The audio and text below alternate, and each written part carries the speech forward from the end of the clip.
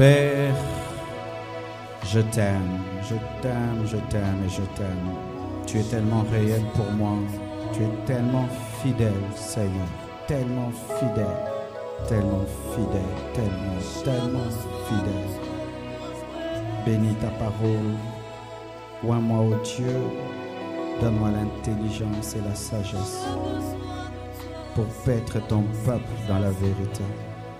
J'anéantis les projets du diable. Je paralyse les projets de l'ennemi. Je brise toute flèche enflammée des ténèbres. Je prie que ta parole trouve la place et que ton peuple soit concentré, disposé pour recevoir ta parole. Bénis les familles. Bénis ce culte des familles. Manifeste ta bonté envers chacun de nous. Au nom de Jésus, j'ai ainsi prié. Amen. Nous acclamons le Seigneur.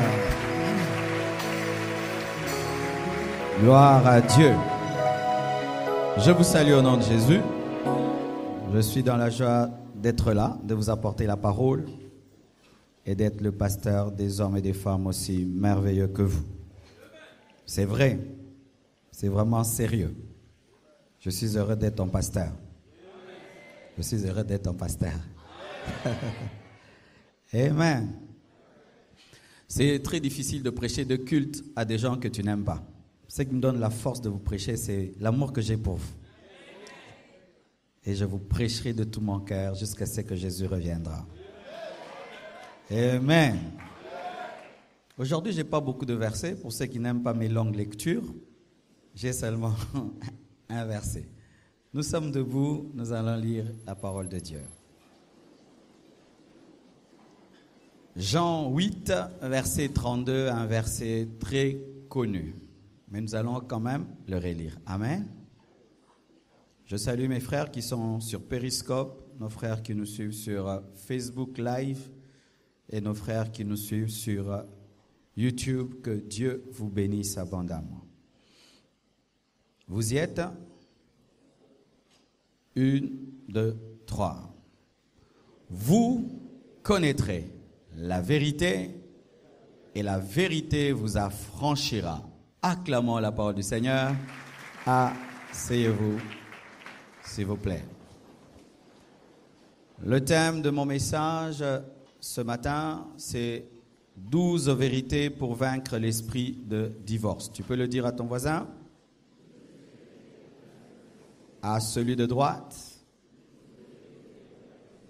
À celui de gauche? à celui de derrière, à celui de devant, surtout à celui qui te boude. Acclamons Jésus.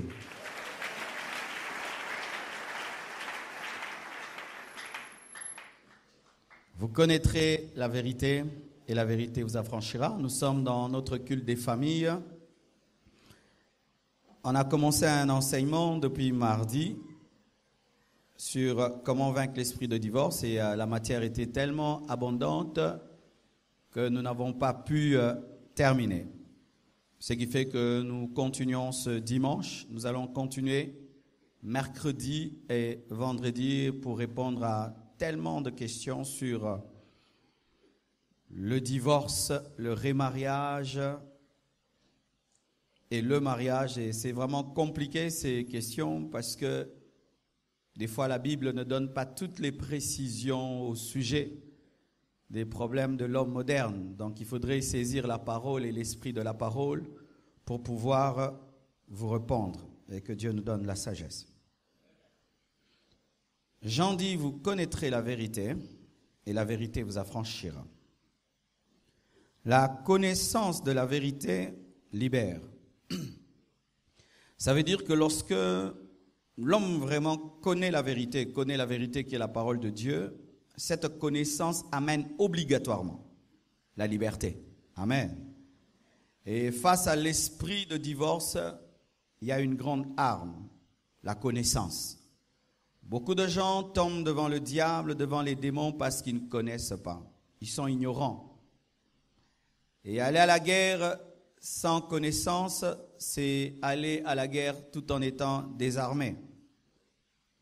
La connaissance. Ève est tombée devant le diable parce qu'elle n'avait pas une connaissance parfaite de la parole de Dieu. C'était une connaissance approximative de la volonté de Dieu. C'est pourquoi elle est tombée devant le diable. Et ne voulons pas que vous soyez comme Ève. Nous voulons que vous soyez armés. Amen.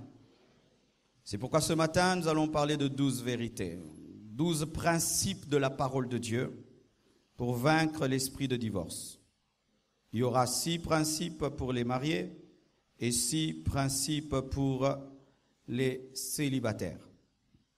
Comme je l'ai fait le vendredi, je parlerai des célibataires, ensuite des mariés, pour que tout le monde reste dans le bateau. Amen. Parlons à présent aux célibataires. Qui sont célibataires ici? Oh, que Dieu ait pitié de moi. Et qui sont mariés? Ah, nous serons nombreux. Amen. Voici le premier principe. Ne vous engagez pas dans la plaine, ne vous engagez pas dans l'ignorance, célibataire. Genèse 24, verset 12, la Bible dit, Éléazar dit, Éternel Dieu de mon Seigneur Abraham, fais-moi, je te prie, rencontrer aujourd'hui ce que je désire, et use de bonté envers mon Seigneur Abraham. Éléazar a prié. Il n'a pas cherché une femme pour Isaac sans prier. Pourquoi il a prié? Parce qu'il était spirituel. Il n'était pas dans la plaine spirituelle, il était à la montagne. Tous les choix que tu feras dans la plaine spirituelle, tu les regretteras au sommet de la montagne. Qu'est-ce que la plaine? C'est lorsque tu perds la vie de prière, c'est lorsque tu perds ta consécration, c'est lorsque tu deviens un chrétien rétrograde, lorsque tu perds tes valeurs, lorsque tu dilues tes principes, tu n'es plus toi, tu es malade, mais c'est quand tu choisis un homme, une femme, tu vas le payer très cher parce que c'est le choix d'un malade. Et tu sais, quand tu es en bonne santé, tu aimes bien manger le poisson, tu aimes manger les légumes, mais quand tu deviens malade, tu commences à préférer prendre du sucré, prendre des biscuits. Ce n'est pas ton régime alimentaire, c'est le régime alimentaire d'un malade. Ne choisissez jamais quand vous n'êtes pas spirituel. Si le fiancé que tu as ou la fiancée que tu l'as choisi quand tu es devenu charnel, j'aimerais te dire que c'est un mauvais choix. tu vas le regretter quand tu vas redevenir spirituel. Rebecca a été choisie par un homme spirituel qui pouvait prier spirituellement et prier avec la foi. La Bible dit, mon peuple, dans Osée 4, verset 6, mon peuple est détruit parce qu'il lui manque la connaissance. C'est vrai, la connaissance, l'ignorance de la parole de Dieu détruit. Même des fois l'ignorance de certains principes scientifiques et même l'ignorance au sujet de la personne que tu veux épouser. Tu veux épouser un homme, est-ce que tu le connais? Je ne parle pas de connaître sexuellement. Nous les chrétiens, nous n'avons pas de relations intimes avant le mariage. Mais connaître son caractère, connaître son passé, connaître ses projets, connaître qui il est, qui elle est. C'est pourquoi je vous décourage à cause, avec ce développement technologique, WhatsApp, Facebook, Instagram, Twitter et tout le reste, il y a des gens qui se marient sur Internet. Tu aimes une femme parce qu'elle est belle sur Internet. Faites attention à Photoshop. Photoshop enlève les boutons. Ça peut changer une Congolaise en une métisse américaine. Faites attention à Photoshop. Parce que tu vois sa photo, tu l'aimes. Mais tu ne l'as pas vu marcher. Il y a des gens qui sont beaux, mais quand ils marchent, ça énerve. Amen.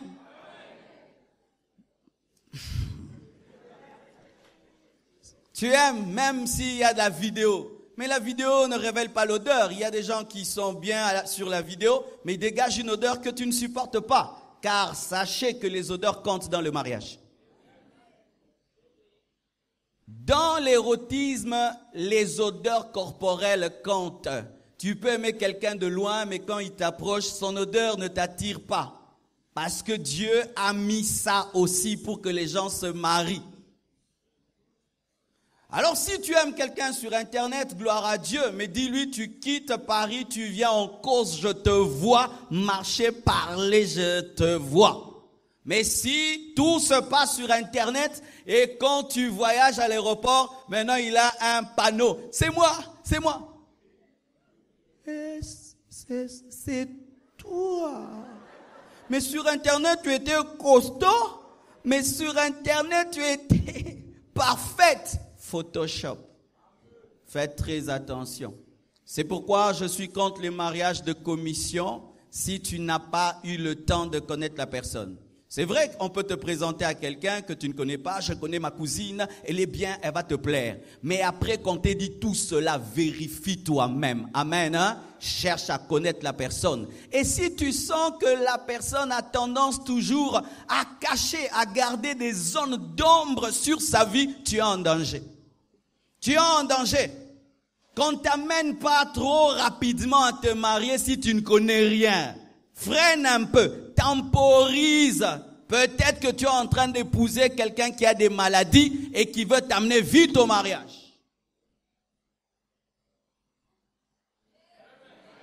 Il t'amène tellement vite parce qu'il sait que si ça prend 6 mois, 1 année, on viendra te dire des choses. Il veut t'amener tellement vite, comme ça tu es devant un fait accompli.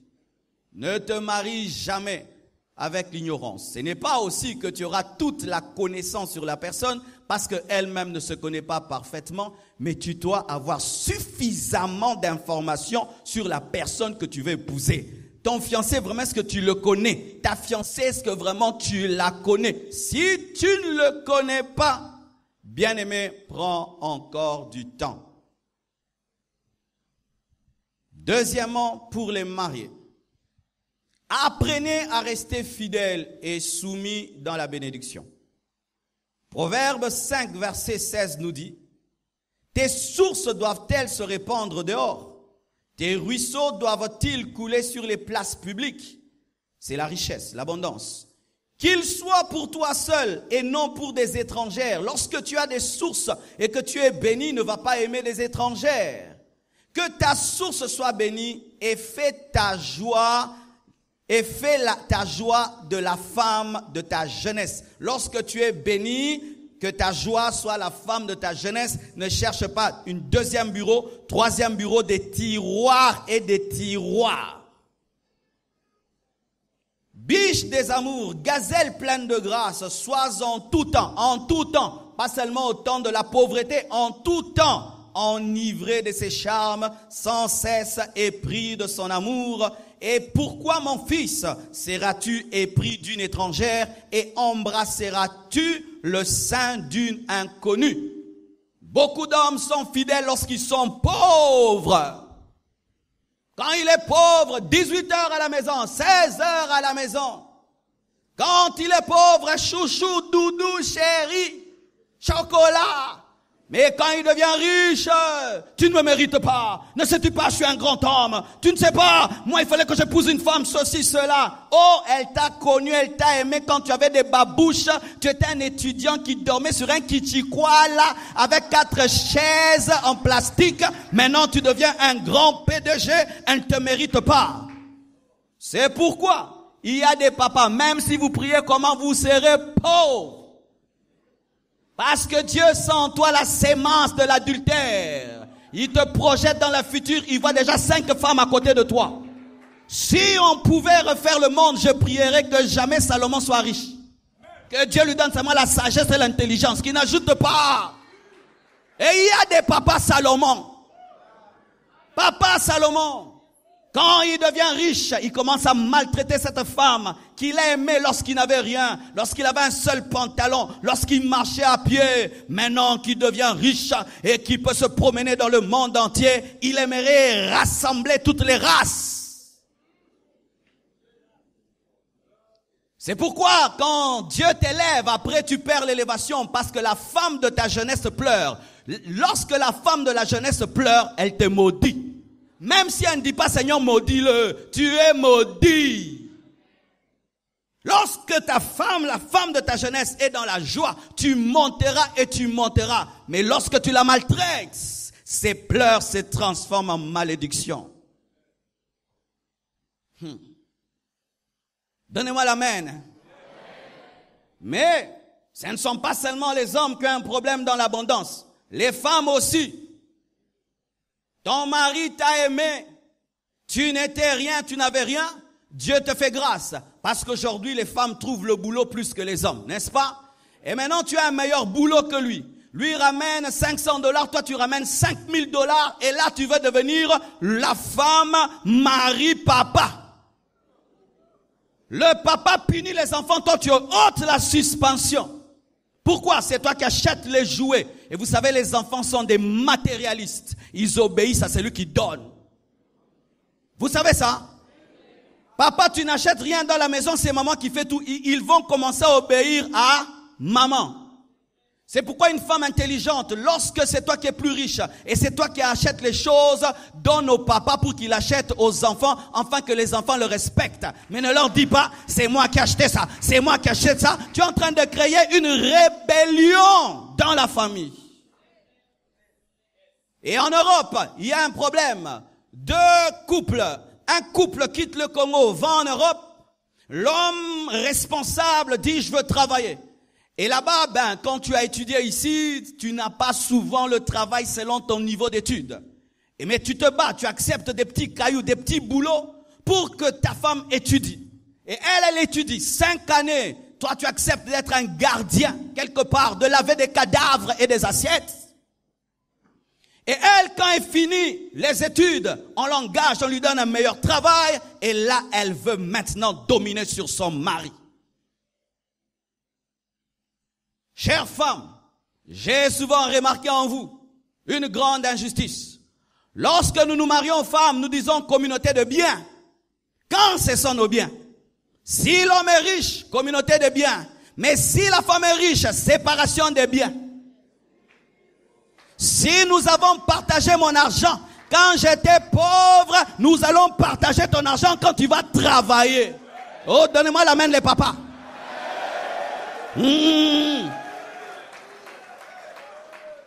La spiritualité ne doit pas faire de toi un homme sur lequel on domine, ou quand toi tu travailles, tu dois mettre tout sur la table, mais quand elle travaille, c'est pour sa famille. Toi aussi, tu as une famille.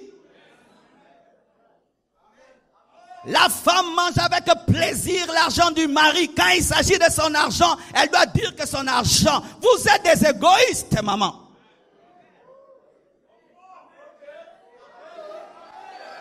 Donnez-moi l'amen. Est-ce que quand on fait le régime matrimonial, on dit communauté des biens du mari, on dit communauté des biens. Communauté des biens de l'homme et de la femme. Si on a partagé mon argent, on partagera ton argent. Si avant de dépenser mon argent, on a fait des calculs. Avant que tu dépenses ton argent, on fait des calculs.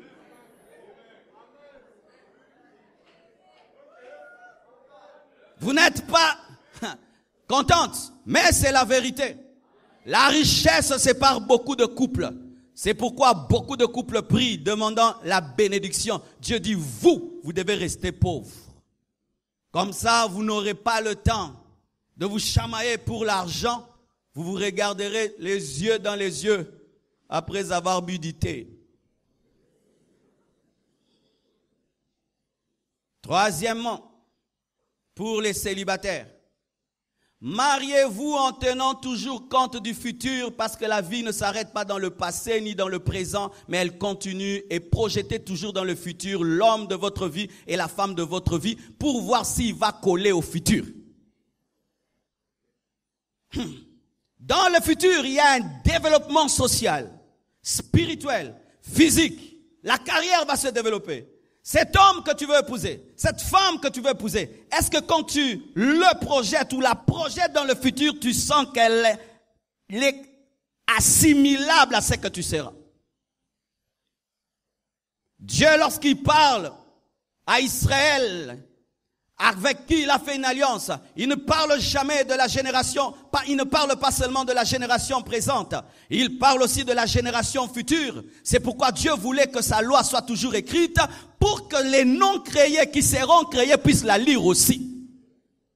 Voici, tu es fiancé à un homme et tu n'es qu'en graduat. Il est déjà jaloux du fait que tu es en graduat. Maintenant, quand tu auras la licence, il sera archi jaloux. Boyaye! Mon frère, tu n'as qu'une moto. Ta femme est orgueilleuse d'avoir un fiancé en moto. Maintenant, quand tu auras une Jeep, tu lui donnes seulement $100.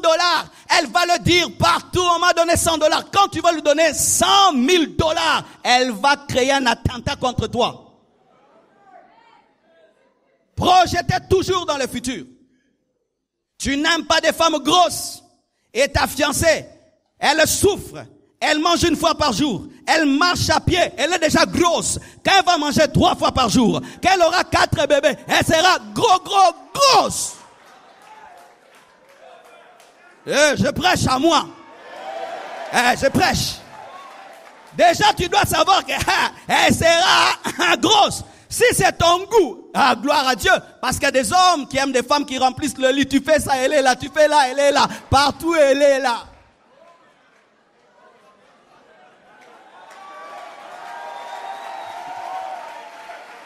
Oui, il y en a qui aiment ça. Partout, ils la retrouvent.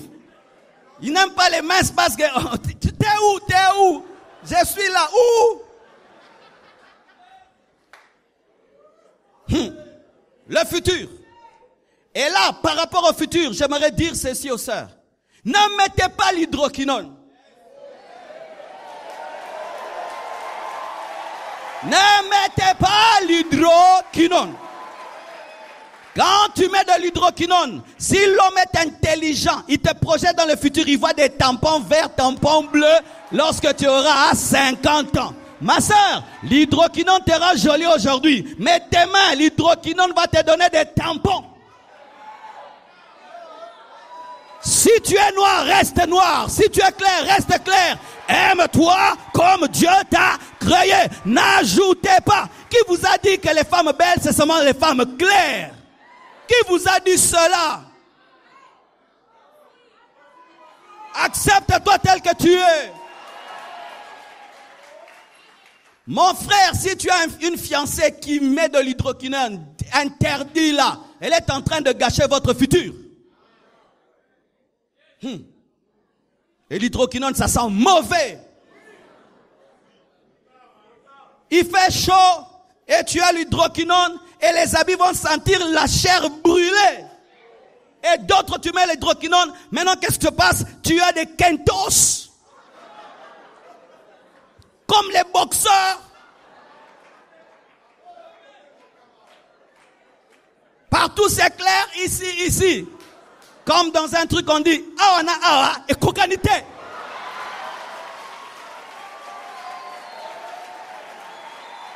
Oh, où est-ce qu'il connaît ça? Je suis sur la terre, je suis un Quinois. Tu deviens une auto-blindée. Et ce qui est pire, un homme qui met l'hydroquinone, un homme qui met l'hydroquinone. Tu es un frère mamie.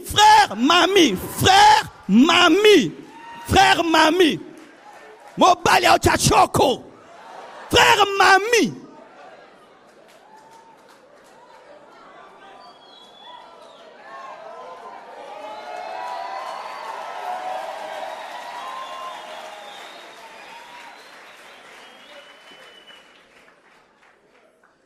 Alléluia. Lorsque tu épouses quelqu'un, tu dois connaître où tu vas.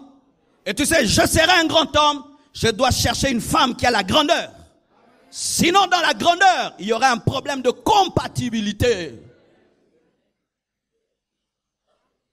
Quatrièmement, pour les mariés, ne prenez pas à la légère les plaintes et les reproches de l'autre. Ne prenez pas à la légère les plaintes et les reproches de l'autre.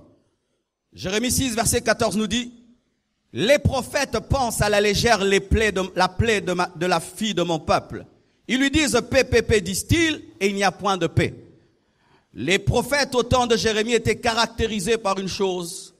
Ils ne prenaient pas au sérieux la maladie spirituelle d'Israël et donnaient des fausses prophéties annonçant la bénédiction alors que c'est le jugement qui venait. Et il y a beaucoup de mariés qui se comportent comme les prophètes du temps de Jérémie. Ils ne prennent jamais à la légère les maladies de l'autre. Sachez ceci, lorsque tu es dans un couple, papa, ta femme se plaint toujours d'une chose, qu'elle crie ou pas, fais très attention. Je n'aime pas quand tu me dis ça. J'aime pas quand tu m'insultes 1 année. J'aime pas quand tu m'insultes 2 ans. J'aime pas 3 ans. Si tu continues, je te quitterai 3 ans. Et quand elle va te dire, j'aime pas, tu n'aimes pas quand je t'insulte, je sais, tu sais.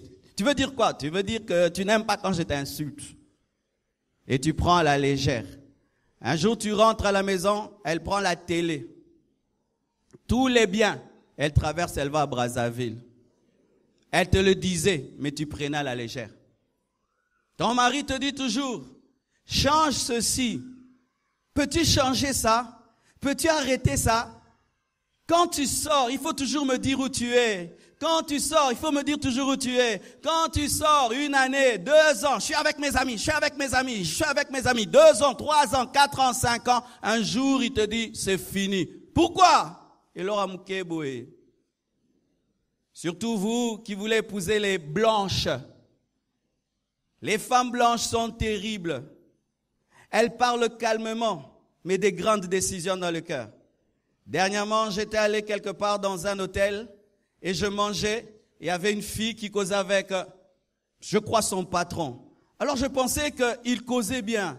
Alors je les écoutais. Non, mais c'était grave. Elle lui disait des choses dures, mais dans un calme. Mais non, Étienne, c'est pas ça, t'es pas un bon leader. Mais quand tu dis une chose, mais non, mais tu me saoules, j'en ai marre, mais là, vraiment, mais là, tu m'as mis où, là? Je le regarde. Bon, c'est les catégories. Et puis je la regarde, parce que nous, on est habitués qu'on est fâché, on est vraiment fâché. Non! Elle est seulement fâchée dans les paroles, mais le visage, non. Mais tu sens qu'il y a une décision derrière. Ne t'habitue pas à entendre ta femme se plaindre et dire c'est toujours ainsi.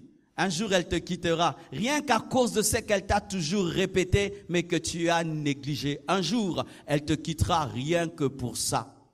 La plupart des gens qui divorcent savent même pourquoi on les a quittés, n'est-ce pas? Il m'a toujours reproché ça. Un homme, un jour, sa femme lui dit, « Je sais que tu me trompes, mais je veux seulement que tu me dises que tu me trompes et je vais te pardonner. » Quel penalty! Quel passe en or! Mais le monsieur, Mounoroma Kassi, moi je te trompe pas, moi je te trompe pas. Je sais que tu me trompes. Dis-le moi seulement, je te pardonne. Et elle était sincère. Et j'avais senti que la femme était sincère. Elle voulait que son mari avoue qu'il délaisse et qu'elle pardonne. Mais l'homme a continué à la tromper. Et elle avait toujours des preuves.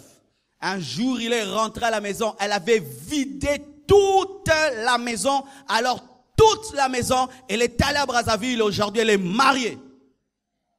On lui disait tous les jours, mais il était habitué. C'est rien du tout. Je l'ai déjà.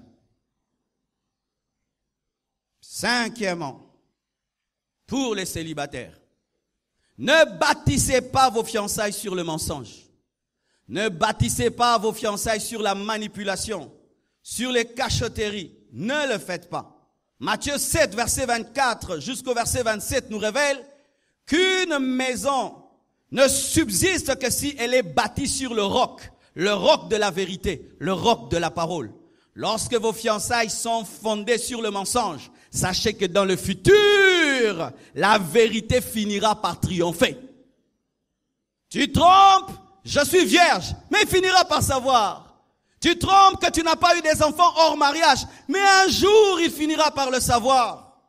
Tu trompes même que tu as un boulot alors que tu n'as pas un boulot. Un jour elle finira par le savoir. Combien trompent et mentent parce que tu veux l'avoir. Tout ce que tu vas acquérir par le mensonge, tu finiras par le perdre par la vérité. Vaut mieux que tu dises à ton fiancé une vérité qui va le blesser, il s'enfuit. Et s'il t'aime, il va rester. Ma sœur, tu as eu un enfant. Quand un homme commence à t'aimer, dis-lui déjà la vérité. J'ai un enfant. Comme ça, Miki Melela déjà. Olexanga tenté. Que tu laisses une relation prendre 6 mois, vous vous aimez, il y a des cadeaux, il t'a présenté, mais il ne sait pas qu'il présente une fille mère. Il fait des projets, dans sa tête, ce n'est pas une fille mère. Quand il pense à son mariage, il ne voit pas un enfant déjà dans leur couple. Et tu le laisses avancer, et puis un jour, j'avais quelque chose à te dire. Là déjà, on a déjà donné des invitations. Et tout. Tu sais, j'ai un enfant. Quel enfant? Tu vois, quand tu viens chez nous, oui, la petite fille là, ce n'est pas l'enfant de mes parents. C'est mon enfant. Dites toujours la vérité. Et présentez toujours des choses qui vont chasser l'autre. Tu es somnambule, dis que tu es somnambule. Alléluia. Dis ça. Que je me réveille la nuit. J'ouvre le frigo et puis je mange. Là, il sait que tu n'es pas sorcier, mais tu as une maladie et il va commencer à veiller sur toi. Quand tu te réveilles, il t'accompagne aussi. Alléluia. Je ronfle comme un moteur. Dis-lui la vérité. Que tu as le dos rempli de loto. Dis-lui cela. Tout ce qui peut le vexer, tout ce qui peut la vexer en découvrant, qui peut le pousser à dire pourquoi tu m'avais pas dit, il faut le dire avant.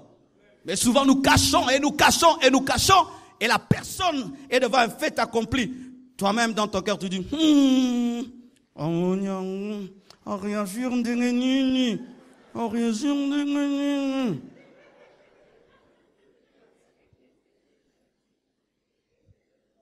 Alléluia. Toute infirmité, toute anomalie, tout ce qui est bizarre, même la situation familiale. Amen. Hein? Tu as une famille bizarre. Parce qu'il y a des familles bizarres, hein? N'est-ce pas? Lui, c'est un garçon sérieux. Et toi aussi, tu es une fille sérieuse. Mais chez vous, c'est Bagdad. Mais ça, tu ne lui dis pas. Tu t'arranges qu'il ne vienne jamais chez vous. Mais le jour de la dot, tous les talibans viennent. Et puis dis ça, c'est qui? C'est mon grand frère. C'est ma petite soeur.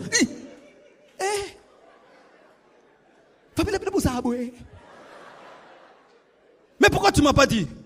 Oh, tu ne m'as jamais demandé?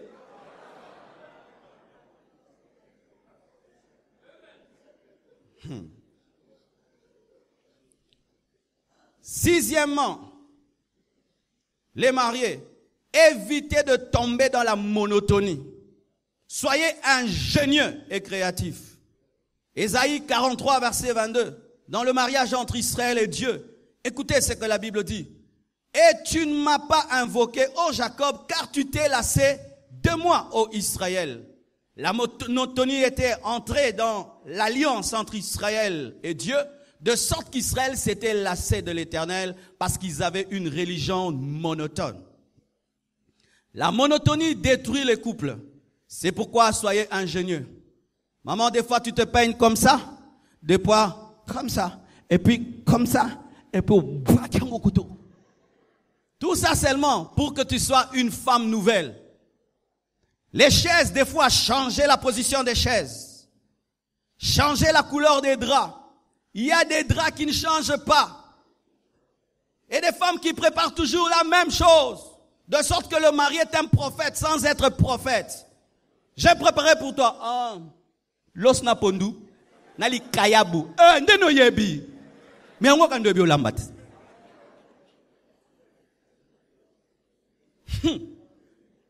Toujours un gros foufou. Pondu. L'opélé. Je sais ce que je dis. Et puis, un gros verre d'eau. Boum. Et puis elle part. Tu ne peux pas faire une entrée. Tu ne peux pas mettre des desserts. Tu ne peux pas mettre un peu de fruits. Tu ne peux pas mettre des petites choses. De sorte que ton mari un jour peut aller dans une fête. Il mange même les décorations qu'on met autour de l'assiette. Il pense que c'est la salade parce qu'il n'est pas habitué. Et puis il a mal au ventre. Il dit qu'on l'a empoisonné alors qu'il a mangé des décorations.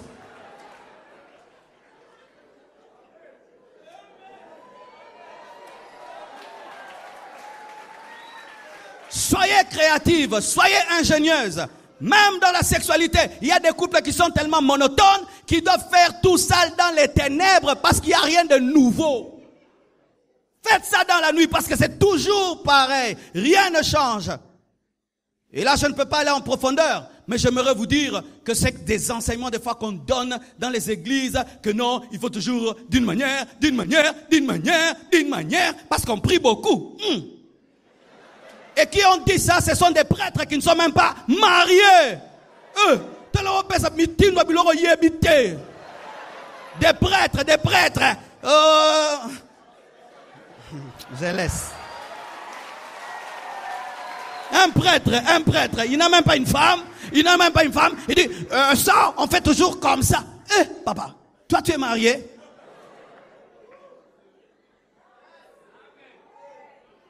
Alléluia. La monotonie dans le couple. C'est pourquoi devenez toujours une nouvelle personne.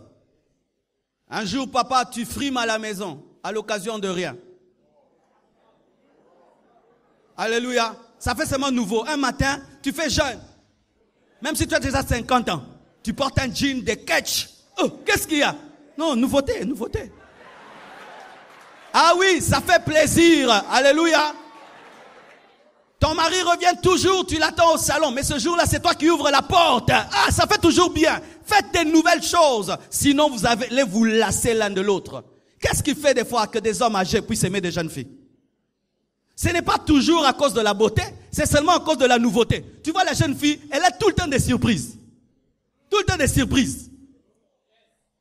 Un jour, elle fait le bonbon, un jour, le shawarma, un jour, elle veut aller regarder un match. Donc,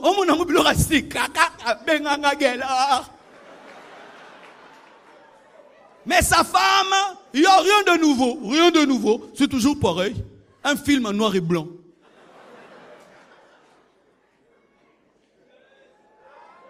Qui aime les films des Français? Toi, tu aimes? Moi, vraiment, non. C'est ennuyeux. Il mange, il cause, il mange. Mais les films des Américains.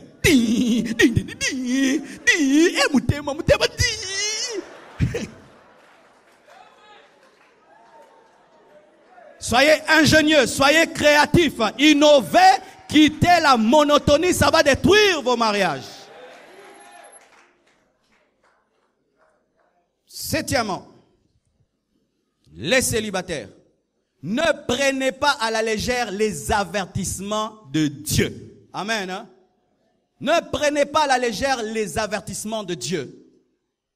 La Bible dit dans Job 33, verset 14, Dieu parle cependant tantôt d'une manière, tantôt d'une autre, et l'on n'y prend point garde. Dieu peut te parler par une vision, par un songe. Il peut te parler par des amis. Il peut te parler par tes parents. Il peut te parler par tes encadreurs spirituels. Il peut même te parler par des signes et des circonstances. Le jour que tu décides d'aller la visiter, un éclair frappe un arbre qui tombe devant la voiture. Oh, bien-aimé. Alléluia. Tu décides d'aller la visiter, du coup on repasse ton pantalon, on brûle le pantalon. Ah. Il faut se prier. Je ne dis pas que ce n'est pas elle, mais quand même, tu ne dois pas prendre cela à la légère.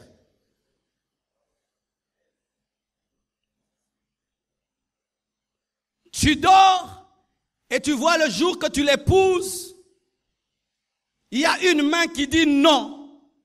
Tu ne vas pas rejeter ça. Tu ne vas pas prendre du coup, mais tu dois quand même réfléchir. Tous tes meilleurs amis ne veulent pas de cette fille. Tous tes meilleurs amis ne veulent pas de cet homme. Ce n'est pas qu'ils sont jaloux ou qu'ils sont profiteurs. Ils l'aiment pas seulement. Tes amis d'enfance qui te connaissent bien, tout le monde te décourage. Ah, réfléchis. Tes parents qui t'aiment. Parce que des fois on dit que les parents toujours nous poussent à faire des mauvais choix. Archi faux. Les parents des fois sauvent. Je connais mon fils. Déjà il est jeune, je sais ce qu'il aime. Et tu peux sentir qu'Oracle il lui faut une fille comme ceci. Et puis il va épouser l'opposé de ce qu'il est. Je vais lui dire, non petit, tu t'es trompé. Là c'est le coup de foudre. Il va pas dire, non papa, non, il doit prendre en considération ce que je dis parce que je suis plus sage que lui.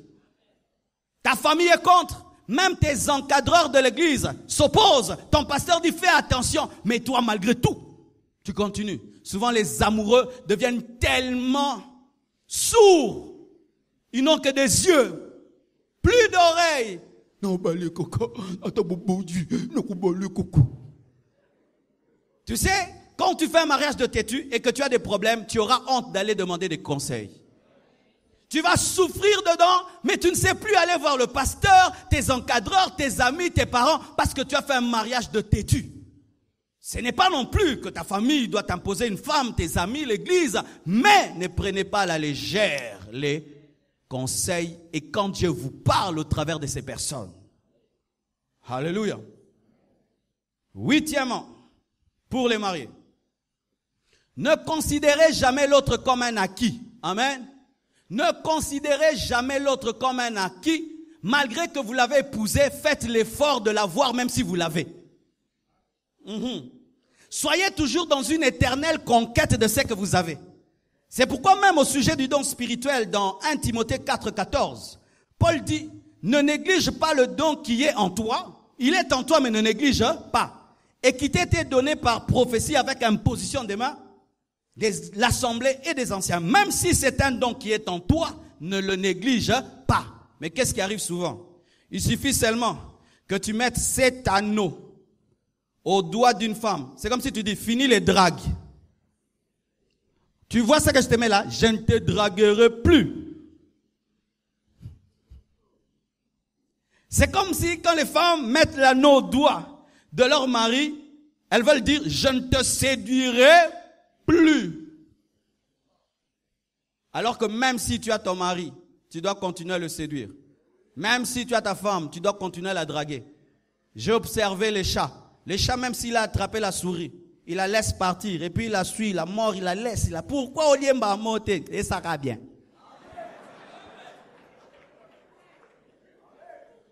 Ça fait plaisir. Tu as déjà épousé une femme, mais elle fait comme si tu ne l'as pas encore épousée. Ça fait bien. Ça réveille. Un homme t'a déjà épousé, mais il te drague comme si tu n'as pas dit oui. Ah, les femmes aiment ça. Mais quand ta femme te réclame de romantisme, oh, mais toi,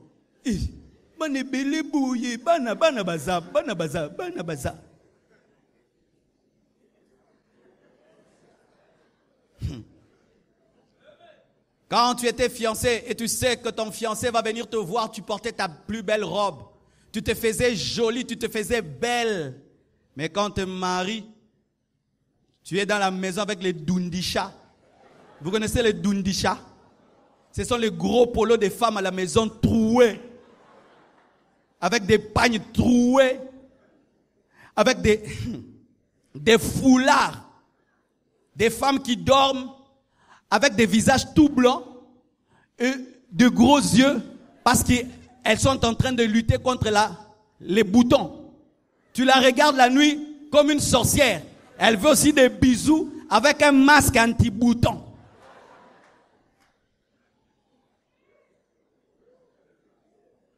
Chère maman, ayez 3 sortes de vêtements.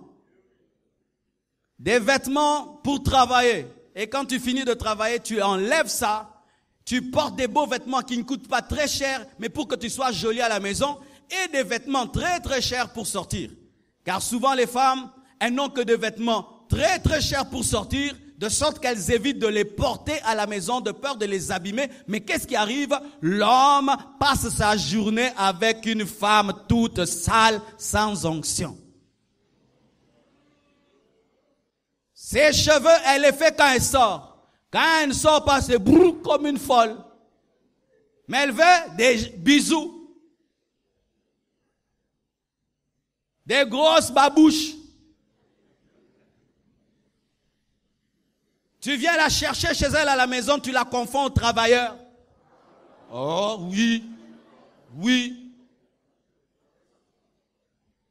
On ne fait plus d'efforts. Et l'homme te voit jamais quand tu es belle. Mais seulement quand tu sors, tu es belle. Mais une fois que tu rentres à la maison, tu enlèves tout. Maman, il faut traînailler un peu avec les beaux habits à la maison. Il ne faut pas vite enlever.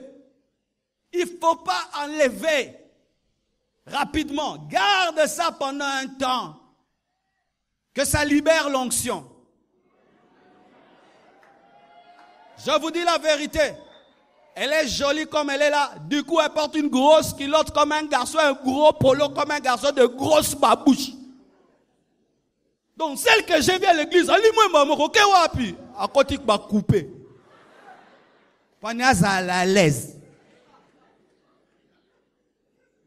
Et nous, les hommes aussi, quand tu étais fiancé, fallait voir avant, tu te coiffes bien là, tu te parfumes.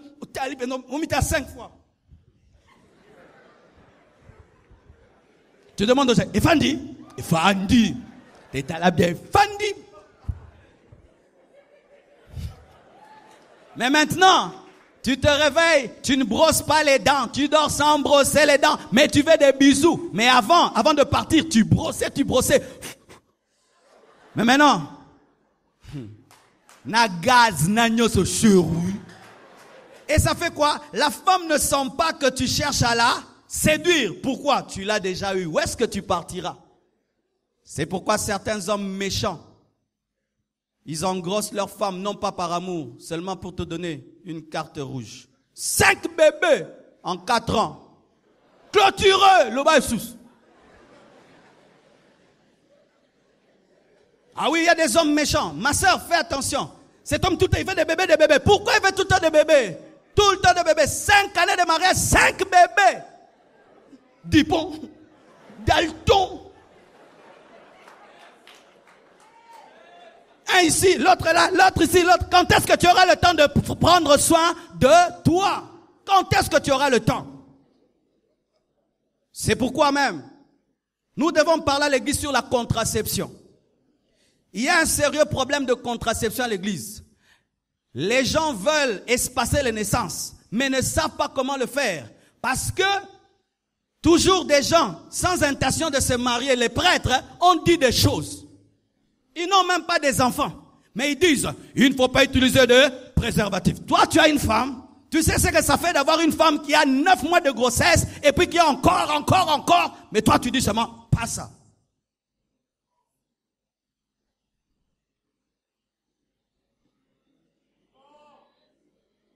Ils disent, que si tu le fais, c'est le onanisme parce que la sémence de l'homme ne doit pas être répandue en dehors de la femme.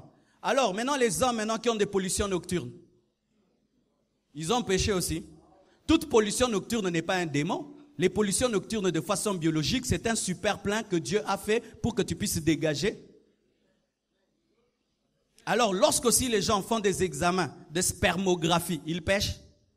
Lorsqu'on veut savoir si tu as un problème pour accoucher, on fait maintenant l'examen pour savoir si ça va. C'est un péché. Vous voyez maintenant, des gens qui n'ont même pas l'intention de se marier font des lois sur des gens qui se marieront, qui auront 12 bébés. C'est pourquoi nous parlerons de cela. Comment vous voyez un homme de Dieu américain, 60 ans de mariage, il n'a que 2 enfants. 2 enfants, comment ils font? Vous pensez que c'est toujours naturellement? Est-ce qu'un chrétien peut avoir le stérilet ou pas? Je réponds un tout petit peu. Il y a plusieurs sortes de stérilés.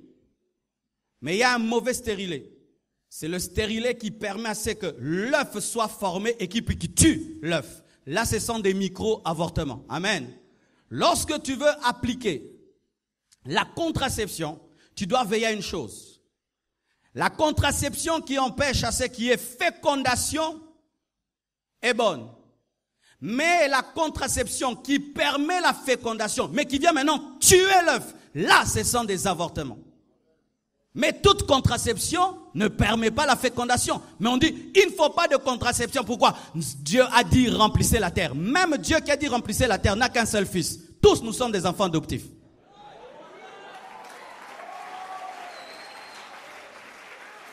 Dieu qui a dit à Adam et Ève remplissez la terre. Adam et Ève avaient combien d'enfants? Combien de garçons? 2. Mais toi, nous sommes déjà nombreux avec tous les Chinois qu'il y a. 50 enfants après ta mort. Bien-aimés frères, sœurs, si vous ne savez pas appliquer la contraception, vous aurez un problème financier. Parce que les enfants, ça coûte. Alléluia. J'inviterai un jour des médecins chrétiens pour vous en parler parce que beaucoup de couples sont anéantis pour un problème seulement de contraception. 9. Les célibataires. Acceptez d'être préparés pour le mariage. Et préparez-vous avec sérieux au mariage. Luc 7, verset 27. C'est celui dont il est écrit. Voici, j'envoie mon messager devant ta face pour préparer ton chemin devant toi. Le rôle de Jean-Baptiste était de préparer le monde à la venue de l'époux Jésus-Christ. Si pour le mariage entre l'Église et Jésus, il fallait une préparation. Bien-aimé, à combien plus forte raison, un mariage entre un homme et une femme. Mais souvent, vous ne voulez pas aller aux enseignements. On doit vous pousser. Suivez les enseignements. Suivez les enseignements. Vous ne voulez pas. Et j'ai remarqué surtout les prédicateurs dans les églises. Les prédicateurs dans les églises ne suivent jamais les enseignements pour le mariage. Pourquoi ils supposent que c'est s'humilier devant papa Odon et maman Marceline pour suivre les enseignements? Ce n'est pas parce que tu sais prêcher que tu es prêt à être un bon mari. Bien-aimé, je l'ai compris à temps. Lorsque je pensais me marier, je me suis rendu compte que je connaissais ceci et cela, mais dans le domaine du mariage, je n'étais pas préparé. Mon père ne m'a pas enseigné ça, ma mère non plus. Alors j'ai commencé à beaucoup lire des livres chrétiens et surtout des livres chrétiens écrits par des femmes. Parce qu'en tant qu'homme, tu dois plus lire les livres des femmes. Et les femmes lisaient les livres des hommes. Comme ça, vous saurez comment est-ce que les hommes fonctionnent. Est-ce que tu es préparé? Lisez. Suivez les enseignements. N'attendez pas. Annoncez votre mariage pour faire des examens. N'attendez pas quand vous annoncez à tout le monde votre mariage pour faire des examens. Sinon, tout le monde attendra et puis vous avez une incompatibilité sanguine et ça crée un scandale et des blessures. Préparez-vous. Tu habites chez ta sœur, elle a un bébé, fais de ce bébé ton bébé. Apprends à porter cet enfant. Apprends à prendre soin de ce bébé. Des jeunes sœurs qui se préparent au mariage, mais qui n'aident pas leurs sœurs lorsqu'elles accouchent. Vous savez que beaucoup d'enfants, premiers-nés, meurent parce que seulement il n'y a pas de connaissance. Il y a une femme qui a tué son enfant, seulement elle ne savait pas allaiter. Elle allaite son bébé et endort son bébé à côté. Elle laisse son sein sur le nez de l'enfant. Et l'enfant meurt asphyxié parce qu'elle n'avait pas la connaissance. Moi, comme vous voyez là, j'ai une déformation au niveau du crâne. Mon crâne derrière là, il est plat d'un côté. Pourquoi? Je suis le premier fils de ma mère. Elle m'endormait sur la nuque. Et je dormais calmement. Elle était heureuse. Elle a un bébé calme qui ne bouge pas. Mais qu'est-ce que ça fait? Déformation. Mais le deuxième n'a pas eu la déformation. Elle a appris maintenant, quand il dort de ce côté-ci, tu tournes et puis tu tournes. Des mamans qui endorment leurs enfants sur le ventre. Quand l'enfant dort sur le ventre, c'est bien, parce qu'il ne bouge pas. Mais vous savez pourquoi les enfants ne bougent pas quand ils sont des bébés, quand ils sont sur le ventre? Leur tête pèse tellement que maintenant pour bouger, donc l'enfant souffre. Ah, moi, non bien. La connaissance. Des frères qui veulent épouser des vierges, mais ils ne sont même pas formés. Quand tu épouses une vierge, il faut qu'on t'apprenne le premier jour comment tu vas te comporter. Sinon, tu vas lui faire tellement mal qu'elle va te fuir pendant 6 mois. 6 mois. Elle fuit. Ne vous grattez pas la tête, je parle. Mais tu dois aller auprès d'autres personnes qui sont expérimentées, qui te disent, une vierge c'est comme ça, c'est comme ça, c'est comme ça. Tu vas venir brutalement. Tu as mal, elle a mal. Vous vous fouillez. Et vous regrettez. Et ça caboué. Tout cas qui que ça l'a bien. Yon no yébité.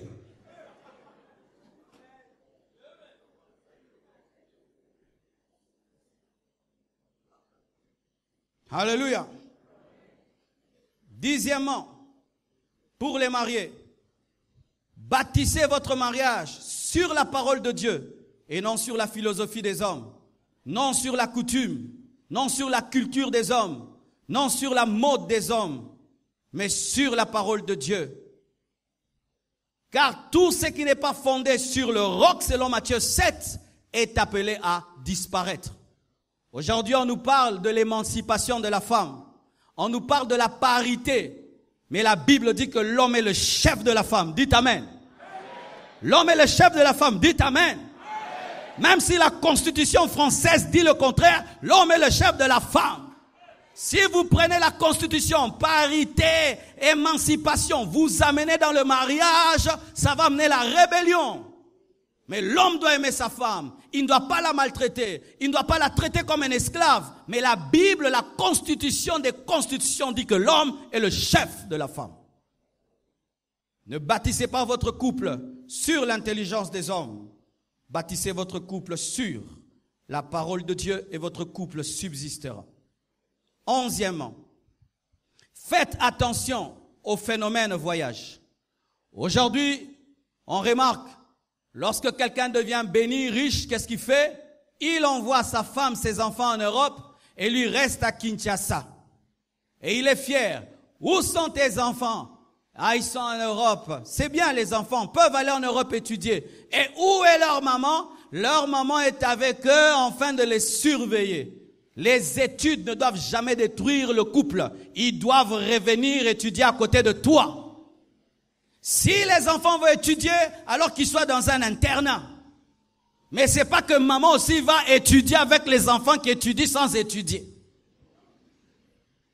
Et d'autres, ce sont des divorces masqués. Surtout, nous les serviteurs de Dieu. L'église grandit. Et vous ne vous aimez plus. Tu commences à tromper ta femme. Et elle ne t'aime plus. Vous vous entendez dans la chambre. Tu dis, c'est fini nous deux. Oui, je suis d'accord, c'est fini. Mais on le dit à personne, sinon ça va détruire l'église. Alors tu voyages avec les enfants. Je prendrai soin de vous. Tu t'occupes pas de ma vie, moi aussi je m'occupe pas de la sienne. Et je viendrai visiter les enfants. Et il est là en train de vous prêcher, mais c'est un divorcé. Quel est cet homme de Dieu? 1 année, 2 ans. Ta femme est en Europe, tu ne vas jamais là-bas, et puis tu dis que tu es marié, il est là pour les enfants. Le jour que vous m'entendrez dire ça, suivez-moi au bureau, Satan est entré dans ma vie. Ils pourront aller étudier en Europe, au Canada, mais blanc sera toujours là.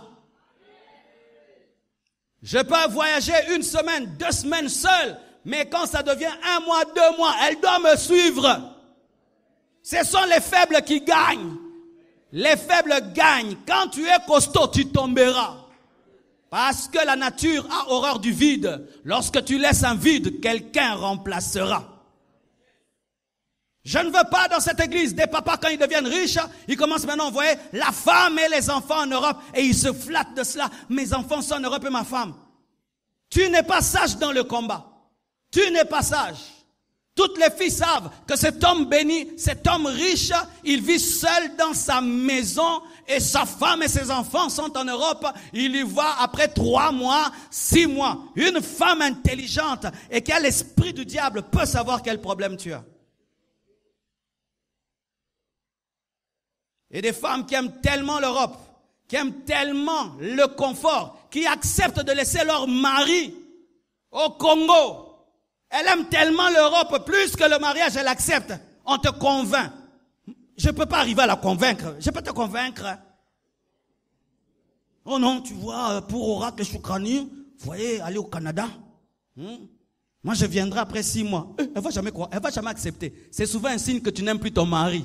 Parce que quand tu aimes ton mari, tu n'arrives même pas à faire 2 jours sans lui. Comment tu feras 6 mois, 3 mois? Yopo bae. Que personne ne sépare ce que Dieu a uni, même le voyage, même la carrière, ni les études. Et je termine. Ne soyez jamais jaloux du succès de votre mari. Ne soyez jamais jaloux du succès de votre fiancé. La Bible nous dit que lorsque Caïn a vu qu'Abel était exaucé, accepté, préféré, Caïn a tué Abel. Et dans les couples, des fois, il y a de la jalousie. Ta femme est riche, intelligente, plus connue que toi. Lorsqu'on frappe à la porte, on ne te cherche pas. C'est elle qu'on cherche toujours. Et il y a des hommes qui sont jaloux de cela. Quand tu veux épouser une femme qui a un ministère, sache qu'elle sera au devant. Elle sera plus connue que toi. Tu veux épouser une femme qui chante et qui est célèbre, sache qu'elle sera plus connue que toi. Et tu dois accepter qu'on l'aime plus que toi. Mais si tu n'y arrives pas, ça va créer la jalousie. Les païens, des fois, nous enseignent. Tu vois une star de la musique, elle est une femme, elle est connue. Son mari est dans le secret, seulement pour travailler à ce qu'il soit connu, elle soit connue. La première fois que j'ai vu le mari de la sœur Dena, on se rencontrait, je crois, il y a longtemps dans une veillée, j'avais pas retenu son visage. Et une fois quand je suis allé à Goma, on s'est retrouvés dans un hôtel et je l'ai salué. Et je connaissais son visage, mais je ne savais pas que c'était lui, le mari de Dena. Et puis il s'est présenté 2 fois. Il dit, je suis tel, le mari de Dena. Je l'ai encore salué 2 fois. Le mari de Dena, je l'ai vraiment salué. Là c'était Mboteskwa Mwasinao. Mais il n'était pas blessé. Et aujourd'hui, sa femme est très grande. Mais qui est derrière? C'est lui qui fait tout. Mais il y a des hommes jaloux. Il veut que ce soit toujours lui. Bien-aimé, tu peux épouser une femme. Elle t'efface tellement. C'est pourquoi moi j'aime beaucoup l'intelligence des Papa Olangi. Alléluia. Ah oui, sa femme est grande. Il vient seulement appuyer. Il est là, il gère. Et ça ne fait pas du mal. Mais il y a des hommes qui ne supportent pas ça. Ils se sentent hommes quand c'est lui qui a plus d'argent, qui est plus connu. Mais si c'est la femme qui est plus... Des fois, même dans le ministère, vous travaillez avec ta femme et maintenant c'est elle quand il prie. Les gens sont guéris. Elle prie, il y a des miracles. Elle prophétise. Et ceci et cela. Tu deviens jaloux. Vous faites les démarches ensemble pour voyager. Elle attrape le visa. Et puis tu dis, Maramba voyage, mais soit que ça y est, Rolandanga. Que Dieu vous bénisse abondamment et qu'il vous donne le cœur, un cœur rempli d'amour.